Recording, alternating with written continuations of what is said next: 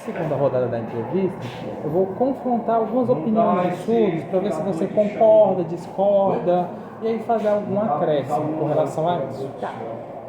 Uma das primeiras questões que os surdos têm reclamado durante as entrevistas é que eles nunca têm tido intérprete de Libras de forma linear. Tem intérprete de Libras, mas quando tem não é o ano todo, e quando tem é um intérprete de Libras para atender 2, 3 salas. Tu vê isso acontecendo? Já aconteceu na sua experiência profissional? Você quer atender mais de um surdo? Olha, aqui em Altamira, isso não aconteceu ainda comigo, né? Até porque surgiu um tempo, foi até o tempo que a Lorena estava aqui, e tinha uma outra surda, uma que se mudou para o Maranhão. Aí era eu, né, a única que estava interpretando, e eles queriam realmente fazer isso comigo. Só que eu entrei em conversa com eles, olha, isso não tem condição, isso não tem lógica, porque a menina tá lá no segundo e essa daqui tá no primeiro. Então o tempo que eu estiver aqui no primeiro, ela vai estar perdendo informação lá. E o tempo que eu estiver no segundo, essa daqui vai estar perdendo informação. Então não é legal a gente fazer isso. Conversei, até contratar o Júlio na época, não sei se tu lembra. Sim. Então, tipo assim, isso aconteceu, mas eu consegui, né, relevar. Consegui contratar um outro intérprete e tal. Mas eu não vejo isso como problema, não. Qual é a outra parte da pergunta? É intérprete de forma linear. Outra questão é que, às vezes, eles contratam o intérprete, faz aquele contrato curto, 3, 4 meses, e aí dispensa o intérprete. Eu acho que isso pode acontecer no município. Aqui no estado é Não, linear. no estado é o ano todo e podendo prorrogar para mais um ano, né? Então no estado a gente consegue isso. No município, a gente só entra quando tem realmente lá dizendo, comprovando que tem um aluno surdo, então isso gira em torno de um mês o aluno perdendo matéria, e depois a gente sai em dezembro. Né? Então ele fica perdendo matéria durante um mês, vamos dizer assim. Ótimo.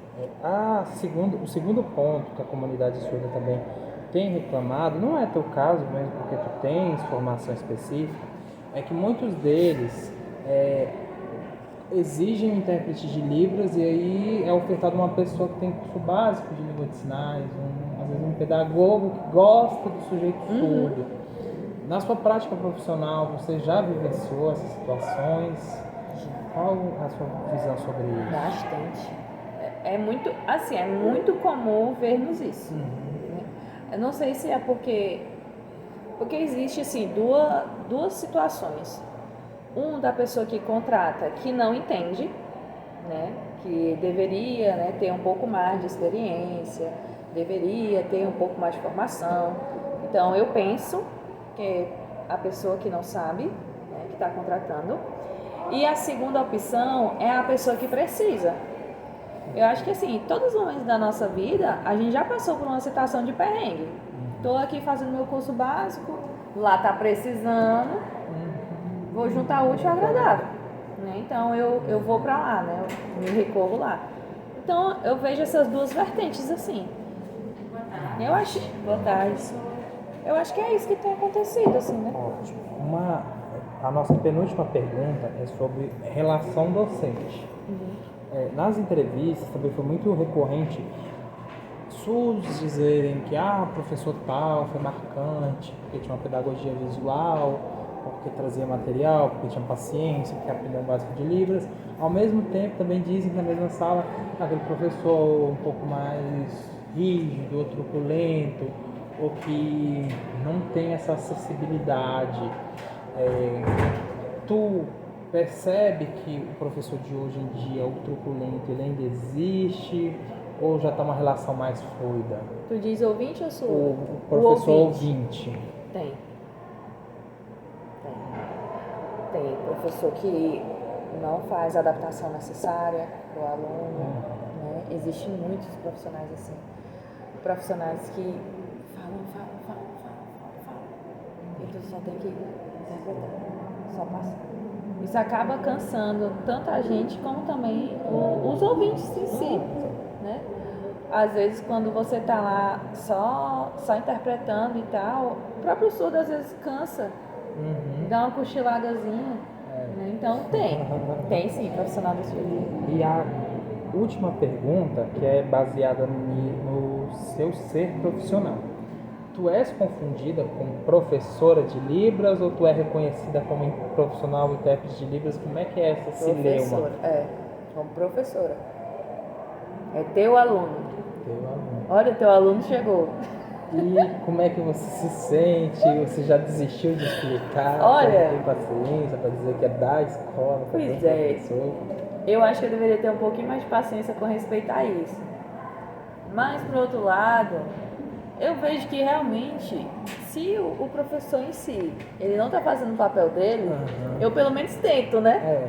De ajudar um pouquinho mais, de fazer uma atividade. Que seja o último, né? Para ele conseguir entender ali de forma mais plena. Então, assim, embora eu não seja realmente a professora, mas dentro de mim eu me sinto por causa do pobre do aluno. A gente já encerrou então esse segundo bloco.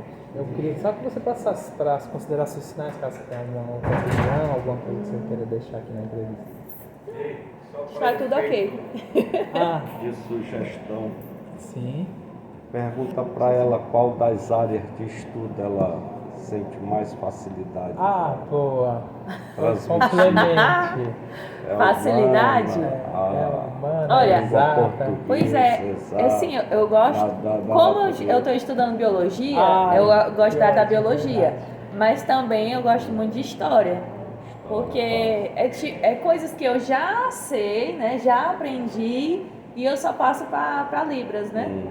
Aí assim, por exemplo, surge uma matéria nova, né? Uma filosofia da vida, que é ele. Tu é filósofo. Aí ele começa a falar umas coisas e eu, meu Deus do céu. Aí eu preciso entender. Deixa eu só pausar isso aqui para convidar